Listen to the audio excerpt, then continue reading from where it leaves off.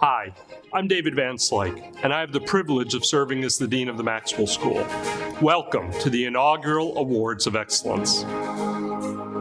Maxwell, as the first school of citizenship and public affairs in the United States, is dedicated to service in all its forms. The school's alumni embody a legacy of excellence and our shared commitment to making the world a better place. We view the Awards of Excellence as an opportunity to elevate the role of public service and the champions who carry out this work every day and who too often go unrecognized through their work.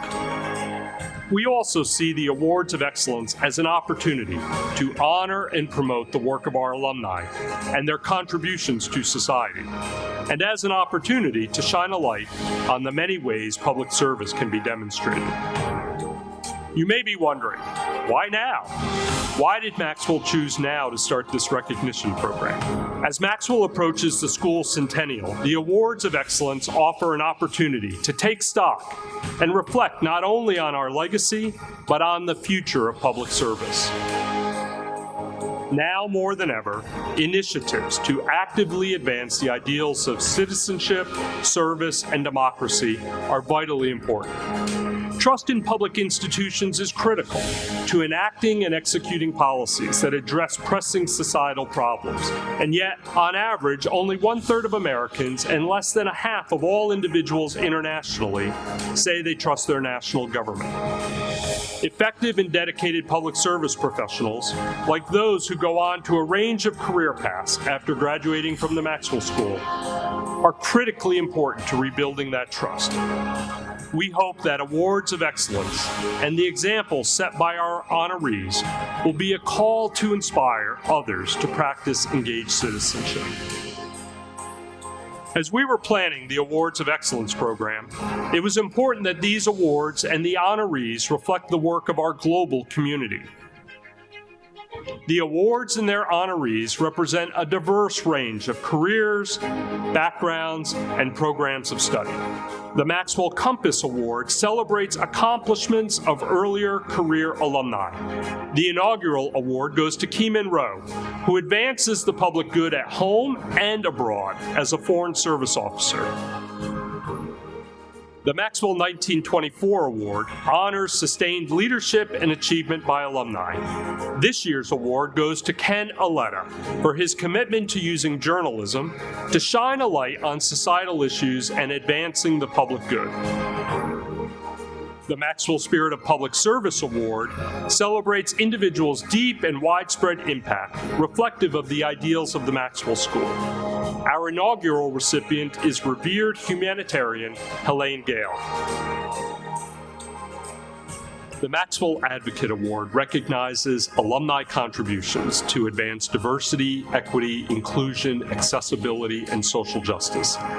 This year, we are proud and honored to recognize, posthumously, Maxwell alumnus and former faculty member Charles V. Willie, a champion of social justice. It is Maxwell's honor to elevate and promote these individuals' work and their contributions to society in our Awards of Excellence. Thank you for joining us and celebrating them.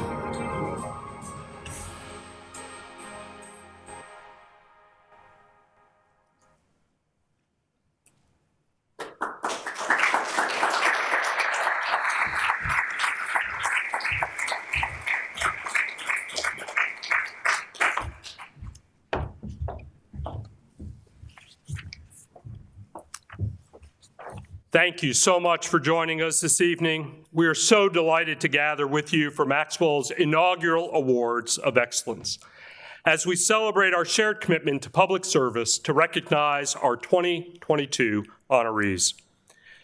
When we established the Awards of Excellence, our goal was to highlight you, our alumni, and your exceptional work advancing the public good.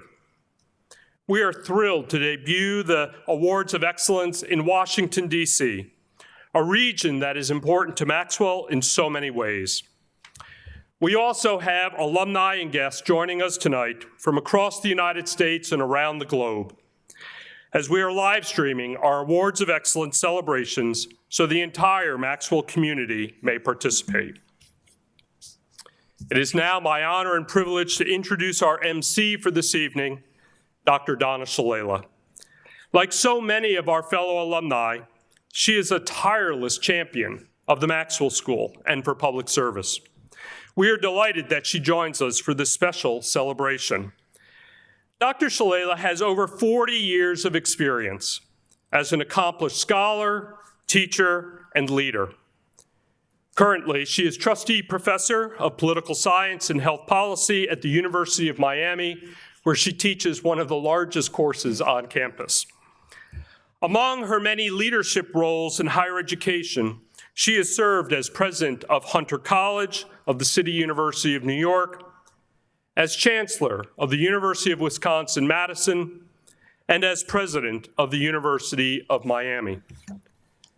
Dr. Shalala's leadership also extends to federal government service. Through her appointment as the U.S. Secretary for Health and Human Services in the Clinton administration, she is the longest-serving HHS secretary in history. Other administrative appointments include serving as Assistant Secretary for Policy Development and Research at the U.S. Department of Housing and Urban Development in the Carter administration. In recognition of her leadership and dedication to public service, Dr. Shalala has received numerous awards and honors, including over 6 honorary degrees, including from Syracuse University in 1987. She has been named and honored with the Presidential Medal of Freedom and the Nelson Mandela Award for Health and Human Rights. And maybe most impressively, is an inductee into the National Women's Hall of Fame in Seneca Falls. Dr. Shalala, my good friend and colleague, thank you so much for being with us this evening.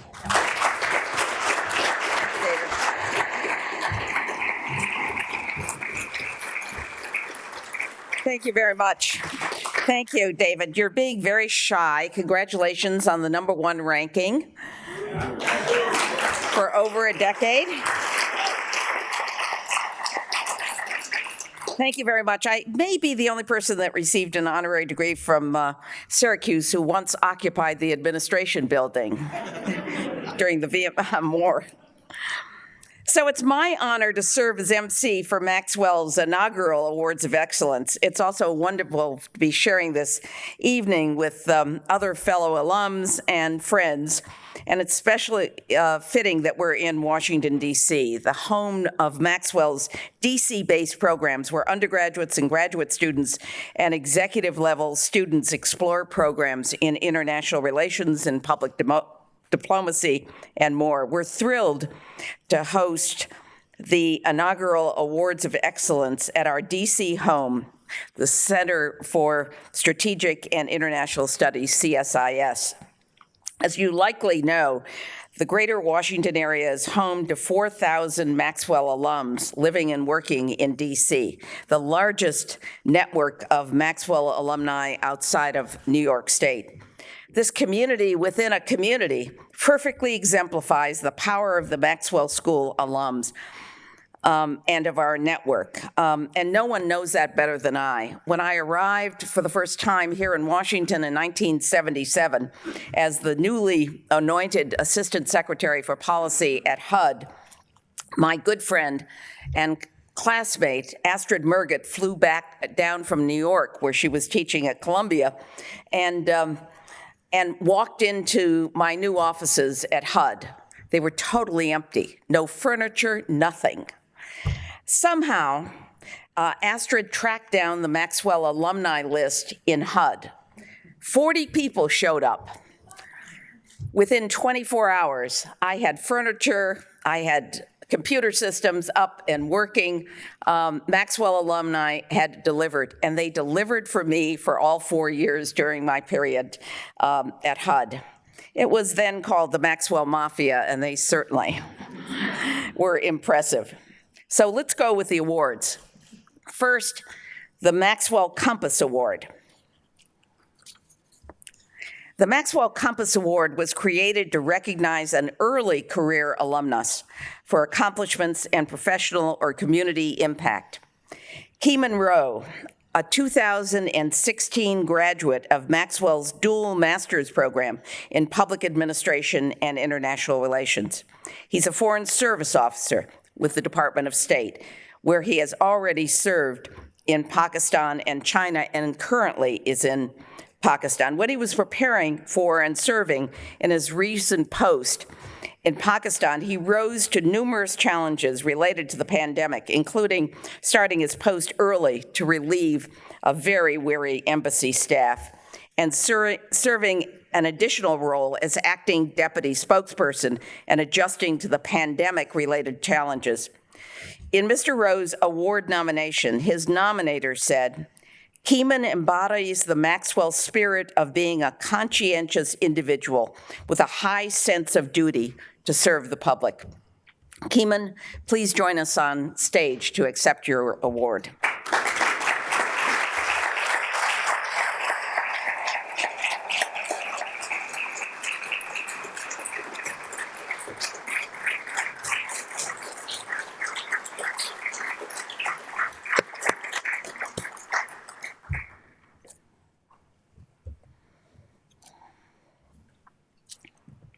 Congratulations. Congratulations.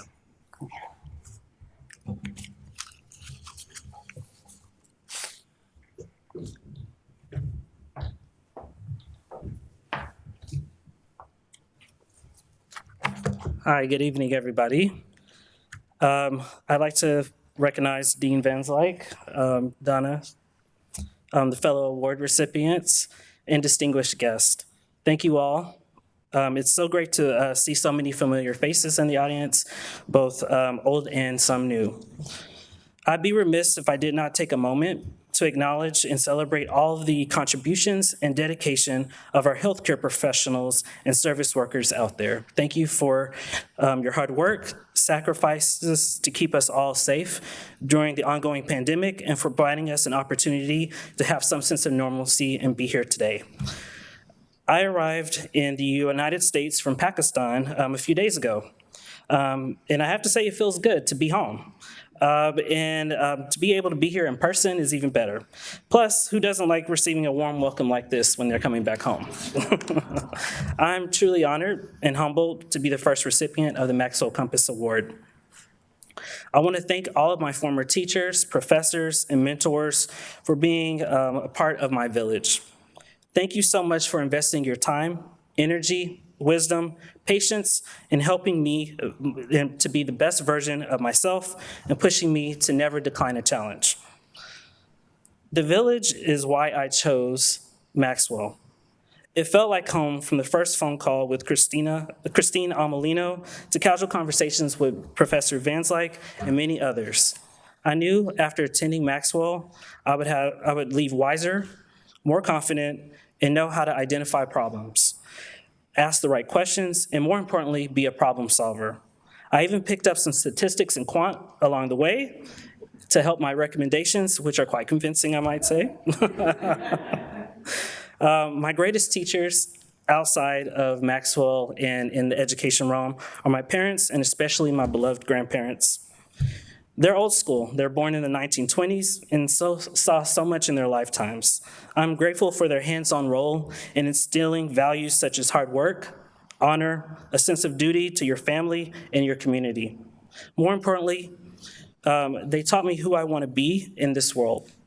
Above all, they stressed for me to always do good, and I can do to do good I can do for anyone and do it forever as long as I can. They also taught me to treat people with dignity and respect and show grace when those don't show it to you. I have to admit, I'm still working on that last part. However, one of my biggest takeaways was always to have a seat at the table and demand to be included. And if they don't offer you a seat, then you bring a folding chair and you get to work. My guiding principles are owning your space and showing up to make things happen, mixed with what I mentioned previously. The sacrifices of those before me never escape me in all the opportunities I've had. It didn't escape me when I was the first person in my immediate family to graduate from college or graduate school, nor when I interned at the White House or when I became the youngest mayoral aide at City Hall, or as a foreign policy fellow on Capitol Hill, nor now as a U.S. diplomat representing the American people and our interests worldwide. Those experiences and values matter and help me to relate to emerging voices and established opinion leaders overseas about our values and our foreign policy. Some of them are Maxwell alumni. All of them are fighting the good public administration and international affairs fight. Others are in this very room. For instance, my dear friends, Justin, Camille, Mario, Stephen.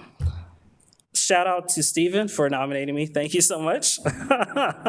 All of us remain friends. Go 2015-2016 class, yay. They're doing some fantastic things. And there's so many alumni living up to that Athenian oath we all took. Finally, I want to thank my best friends in the Foreign Service, Walter, who's here today. We served on the front lines together in China. It was a tough place, I'll be honest. We had to make a space for ourselves due to the lack of representation of people of color within the Foreign Service and in our leadership ranks. Now those conversations about diversity and inclusion, gender parity, and revamping our public diplomacy are finally being heard. I also have to acknowledge the situations in Ukraine, Afghanistan, and so many other places, and thank those for their service and dedication. In closing, I'm very proud to be a part of the Maxwell family. I want to dedicate this to my peers who are doing excellent work. Although the Compass Award is for early career folks, I think we're doing a darn good job, and we're headed in the right direction. Thank you.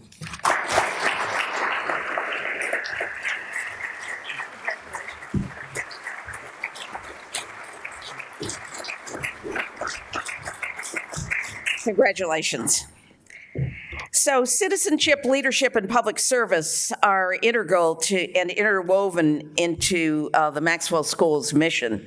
At Maxwell, students don't just declare a major or enroll in a program, they engage in all the school has to offer. And I remember as a graduate student, we were encouraged to run across to different disciplines. I took urban anthropology, urban geography, urban sociology, as well as the political science and economics courses that I had gone to Maxwell to take, and those made all the difference in the world in my career. They really had an impact, the fact that it was a more interdisciplinary opportunity.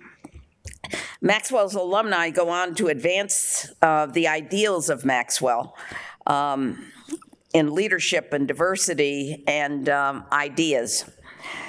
I'm now honored to present the next award.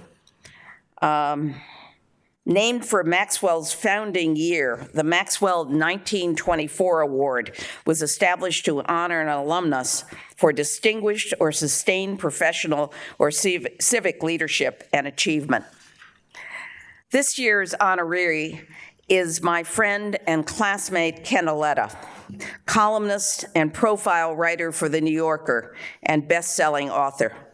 Through his coverage of the media business for the past 30 years, the Columbia Business Review has called Ken Auletta the country's premier media critic.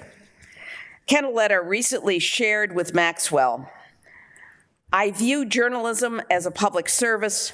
It's a public calling, the way government is, and you have a responsibility to report the closest version of the truth you can. One of the essential checks and balances for government on anyone is the press." Ken Auletta cannot join us in person this evening. Dean Van Slyke will accept Ken's award on his behalf, but we're delighted that he will join us virtually. Ken? Okay. All right. Let me, we'll see whether we can get Ken back on, but meanwhile, the Maxwell Spirit of Public Service Award honors individuals whose contributions have brought widespread impact and reflect the ideals of the Maxwell School. The inaugural honoree is Helene Gayle, my colleague at HHS and my long-term friend. a nonprofit leader, a public health champion, and an expert on global development and humanitarian issues. Dr. Gayle's work across organizations, including the Centers for Disease Control and Prevention, where she spent 20 years, and when I met her, was heading the Division of AIDS and Sexually Transmitted Diseases. The Bill and Melinda Gates Foundation, as president of CARE and now CEO and president of the Chicago Community Trust, have all shared a commonality. She has reformed institutions. She has been fearless and saved millions of lives around the world. We have had adventures together. My favorite one was walking with Helene through the red light district of Calcutta to meet with the sex workers. It was an extraordinary experience, though not for my security. When we arrived, they insisted on singing to us, and we suddenly realized they were singing "We Shall Overcome" in Bengali. It was one of those moments that you'll remember forever. She recently shared with Maxwell that although her career has spanned many organizations, she has been and remains committed to the shared public good. If I were to think about the through line of my career, it really is the issues of equity and social justice. Please let me introduce an extraordinary public servant, Dr. Helene Gayle.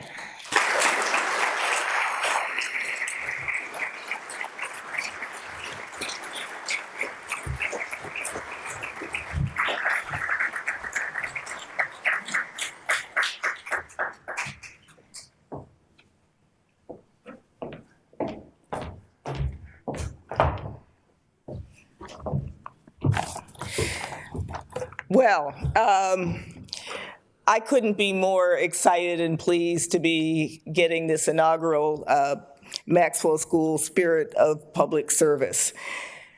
And I was already excited about getting this award, but to be able to get this award on the same day as the historic vote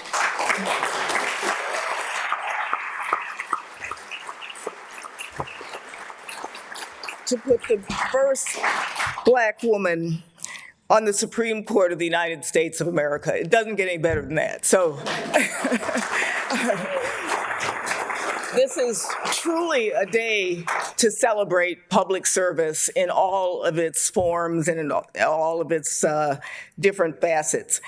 I want to thank Dean Van Slyke. This is the first time we've had a chance to talk, but once this award was announced, I got all of these notes from alumni of Maxwell just saying what a cool dude he is, and you'll be so excited to meet him. So it's wonderful to have that kind of leadership at the Maxwell School. And I have to thank and really appreciate my long-term friend and colleague, Donna Shalala. She has been a friend and mentor for many years, as she said, going back to our days in HHS together. We had many adventures and misadventures together, but she is really a clear example of the many ways in which one can serve the public and do it at all facets and all stages in your life. So thank you, Donna. I am so absolutely honored to be selected for this award that highlights work that exemplifies a commitment to citizenship and to public service. And also, as a CSIS trustee, it really is very meaningful for me to be getting this award here in this building, and love the partnership that CSIS and the Maxwell School has together. I really feel fortunate that I've had the opportunity and privilege to lead a life of public service. From my beginnings as a pediatrician to my work in public health domestically and globally, to addressing global poverty, and now focusing on wealth inequality at the local level. I've always tried to use my skills to make a difference for the most people and to move us towards a more just and equal society. I hope that my career that has traversed government, philanthropy, the nonprofit, and private sectors is representative of the reality that public service is not confined to one sector, but that public service is a mindset and can be practiced in many ways and in many settings. Public service is how anyone engages with their community, exemplifies good citizenship, leadership, answers a call to public duty, and advances the public good in whatever is your professional choice, your civic pursuits, or volunteer efforts. Careers of graduates of Maxwell show that every single day. In my work at the Chicago Community Trust, we've made closing the racial and ethnic wealth gap our highest organizational priority, both because it's the right thing to do to be able to advance equity, but also because it's fundamental to solving so many of the other issues and challenges that we have not only in Chicago, but around the nation and even around the world. But as a foundation, we realized funding great programs alone would not solve an issue like wealth inequity. We also had to examine the many ways that public policy helped to create the realities that we face today. So in our everyday work, we use the tools of public policy both to understand as well as to create solutions for wealth inequality and other community challenges. I am so honored to receive an award from the nation's top-ranked, yes, top-ranked School of Public Affairs. Like any organization, Maxwell got to be great because it had a strong, consistent core values, strong sense of mission, and a strong vision. George Maxwell had a vision of a school that could cull from every source the principles, the facts, and the elements which combined make up our rights and duties and our values and distinctiveness as U.S. citizens. That vision is at least as important today as it was when the school was founded almost 100 years ago.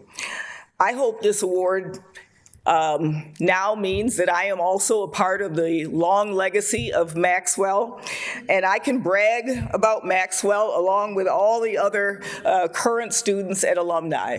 So finally, I just want to also congratulate the other awardees. It really is an honor to be among you. It is such an honor to be here today. Thank you, and I will cherish this day and this award for the rest of my life. So thank you.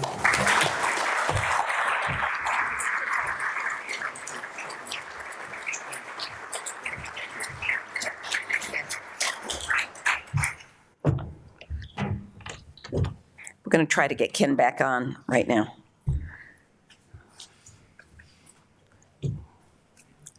Hey, Ken. Can you hear me now? We can. Congratulations, Ken. Thank you.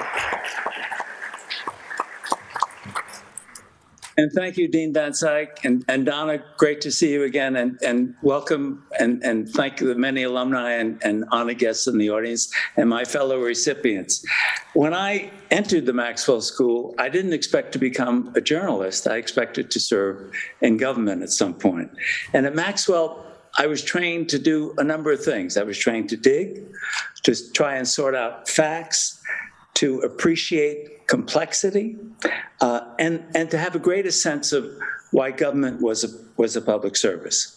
But after 2+ years at Maxwell, I was ready to actually serve and work in government. And the dean at the time, Scotty Campbell, who was a great mentor to Donna Shalala's and a great friend of mine and supporter, introduced me to a man by the name of Howard Samuels. Samuels was a Reformed Democrat, a businessman who wanted to run for governor. And I became a speechwriter, a code holder, a travel aide to Howard Samuels. And over the next several years, I worked in several government jobs. I worked for Bobby Kennedy when he ran for president. I was chief of staff to the acting secretary of commerce. I was the executive director of the first off-track betting corporation in the United States in New York City. And in 1974, I was appointed campaign manager for Howard Samuels, running for governor. And with my help, he went from a 20-point lead to a 20-point defeat. So I was unemployed, figuring out what to do. And I wanted to go into journalism. I had always loved it, done it at Syracuse, wrote a column for the Daily Orange, et cetera. And one of the things you realize in journalism, that some of the same things you do in government, you do in journalism. You perform a check and balance function that the government obviously performs. You perform the same kind of service to democracy. If you give accurate information to people, you're arming them to be better citizens in a democracy. You also deal with something very important that Dean Van Slyke and Donna talked about, which is the importance of trust.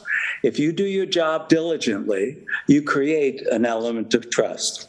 And one of the things that really increasingly we have to do, and it's a great challenge both for the Maxwell School and for journalism, how do we get to a point where we get back to the notion that people accept universal facts, that it's not as Senator Moynihan once said, you're entitled to your own opinions. You're not entitled to your own facts. Well, increasingly, if you watch Fox News, you have one set of facts. If you watch CNN or MSNBC or CBS or read the New York Times or some other newspaper, you have another set of facts. And that's a profound challenge for journalism and for the Maxwell School and for government today. So one of the great things I've learned after writing 13 books and doing longer pieces for the New Yorker is something that I learned at Maxwell, which is how complicated things can be. And as a sage once wrote, truth is a liquid, not a solid.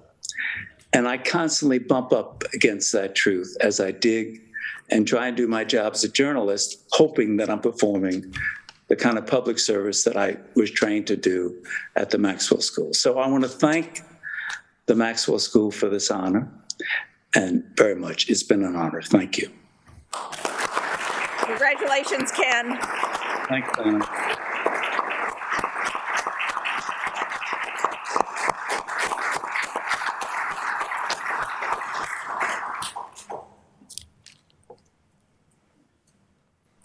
For our final award this evening, we're deeply honored to remember the life and the life's work of Dr. Charles V. Willie, to whom we are awarding posthumously the Maxwell Advocate Award.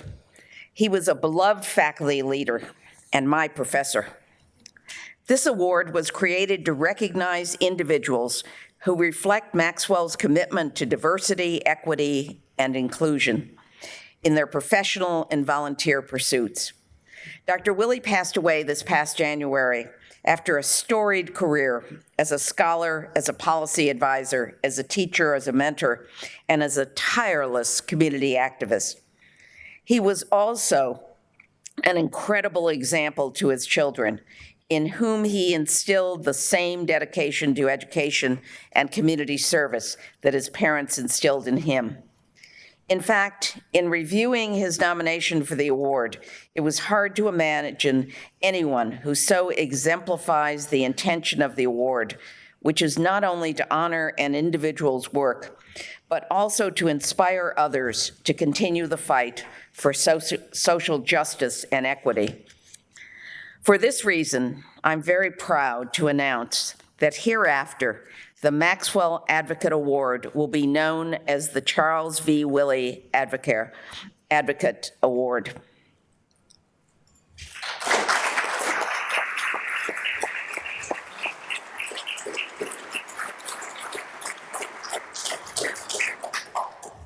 Dr. Willie's family members, his son James and daughter-in-law Susan, both of whom earned their MPA degree from Maxwell, will accept the award on his behalf. I hope they'll join us on stage.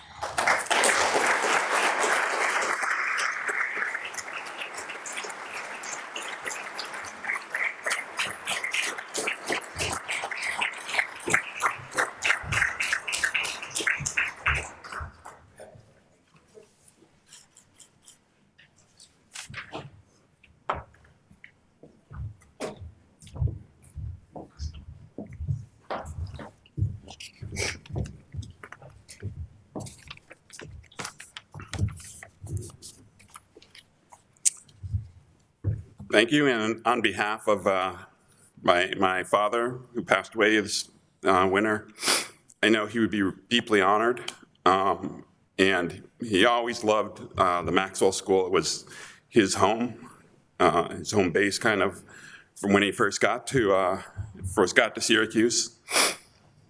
And he would definitely be really appreciative and honored to be a part of this amazing group of the Inaugural Alumni Award winners. So thank you for that. My dad arrived at Maxwell in 1949 and soon after started teaching a career there that would last over 60 years. It was at Maxwell where he began developing many of the themes that were woven throughout the long career he had, which generated more than 100 articles and 35 books along the way. Throughout the career, he did not seek out issues of justice and inequality, but he did not shy away from them either. If asked, he would probably not have described himself as a crusader for social justice, and he would have observed that injustice and conflict are central to our lives as humans. If we walk away from such situations, we are implicitly condoning them, and it is in the act of helping, in staying with a situation, no matter how unfortunate or taxing or dangerous, that one nurtures goodness, justice, and reconciliation in the world. The climate for freedom doesn't happen on its own, he once said. You have to nurture it. In other words, it may feel good to stomp off and slam the door, but it doesn't get you to the beloved community. One of the stories that my dad liked to tell was a story of Noah's Ark. Rather than interpreting it of God flooding the world in his displeasure with humanity, my dad's interpretation of the story focused on the beauty of diversity, the idea that through Noah, God brought together an equal representation of everyone, everything, every color, every size, every being, knowing that it takes this diversity for all of us to survive and thrive. His summation of Noah's story was that diversity breeds excellence.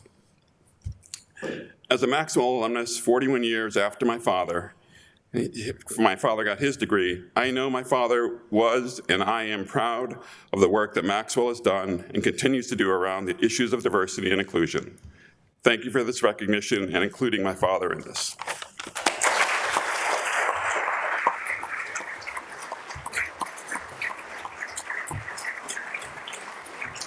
Thank you very much.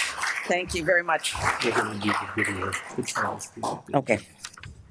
We're now going to see the video.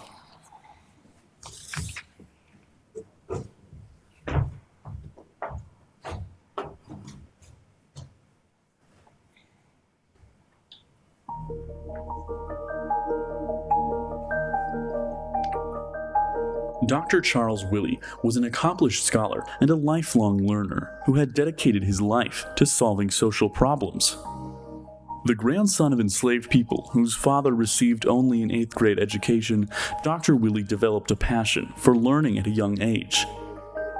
He was homeschooled by his mother, who was a teacher, until he was old enough to ride streetcars to segregated schools. He later would spend a good portion of his career working to dismantle segregation in public schools. Dr. Willie earned an undergraduate degree from Morehouse College and a PhD in sociology from the Maxwell School, where he would go on to become the school's first black department chair, as well as the university's first black administrator. He later became a professor at Harvard University and earned numerous honorary doctoral degrees and countless honors for his work in the fields of desegregation, higher education, and mental health. Dr. Willie is the author of more than 100 published papers and 35 books on issues of race, gender, socioeconomic status, religion, education, urban communities, and family relations. His primary occupation was a scholar, college professor, and administrator, but Dr. Willie was both a teacher and an advocate to many. He was a key architect of the plan to desegregate Boston schools, and he served as a consultant and expert witness for major school desegregation cases in at least a dozen large U.S. cities. In his leadership position at the Episcopal Church USA, he preached the sermon for the ordination of the first 11 women priests, and later resigned his post in protests when they were not ordained. For years, he gave an annual lecture about Malcolm X and Martin Luther King Jr. to incarcerated individuals at Concord Prison. Dr. King was a classmate and friend from his Morehouse days, and he twice brought him to lecture at Syracuse University. Throughout his career, he remained deeply connected to the university and its community. According to his children, in spirit, he remained forever orange. For all those reasons and more, we proudly award the inaugural Maxwell Advocate Award to Charles Willie, hereafter known as the Charles V. Willie Advocate Award.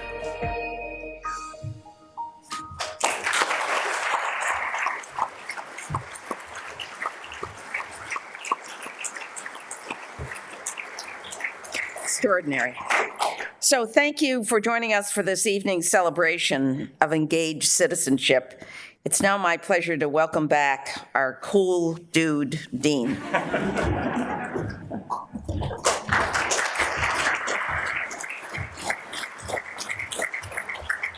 Thank you, Donna, and thanks to all of you, our alumni and friends who have joined us at CSIS and those who have joined us online through our live stream. We're delighted to share our first annual Awards of Excellence with you. And let me conclude by thanking you and offering some ways that you can help support Maxwell. You can serve as an ambassador for the school and recommend that prospective students go and check out our outstanding graduate and undergraduate programs. You can help our students with internship and employment opportunities at your organizations and through your networks. You can stay in touch with us and brag about yourself and your careers. Maxwell's reputation is elevated by the incredible work and success of our graduates, and we will celebrate your news widely in our communications. And please make Maxwell a philanthropic priority in your life. Among the many organizations that you may choose to support with your charitable giving, Maxwell is worth your investment in generosity. As Dean, I can promise you that every gift is important to Maxwell's success, and we will use your support well. For our guests at CSIS, please join me, members of the Maxwell Advisory Board, our faculty and staff, and your fellow alumni for a post-program reception. Ramadan Kareem, to those who are observing the fast. We have a tray of dates at the reception if you'd like to break your fast at sunset. If you'd like a space for prayer, Barbara Petzen here at CSIS would be happy to assist as they have set aside a separate room. Thank you again, and stay well, and go Orange, and go Maxwell. Thank you again.